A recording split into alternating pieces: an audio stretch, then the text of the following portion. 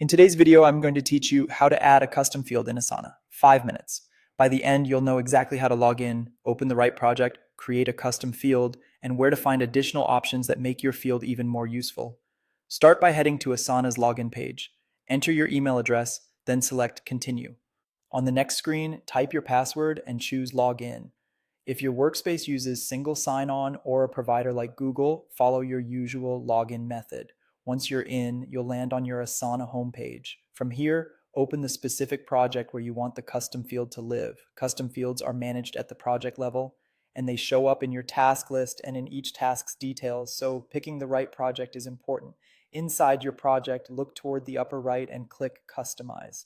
This opens a panel that lets you control how your project is organized. In that panel, select Fields. This is where all existing fields in the project are listed. To add a new one, click Create New. You'll be prompted to give your field a title. Choose a clear, concise name that communicates what you're tracking. Things like priority, budget, or time estimate are common examples. A good name makes reporting and sorting much easier later. When you're happy with the title, click Create Field. Your field is now added to the project. You'll see it appear as a column in List View, and it will also be available in Task Details. If you don't see it right away, make sure the Customize panel shows it as enabled for your current view. From here, you can do more to tailor your workflow. The Customize panel is your hub for additional controls, so feel free to open it again anytime you want to refine how your project looks and behaves. For example, forms can be connected to custom fields so that when someone submits a form, their responses automatically populate those fields in new tasks.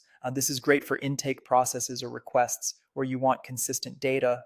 You can also create rules that react to changes in your custom field. For instance, updating a field value could move the task to a section, assign it to someone, or adjust a due date.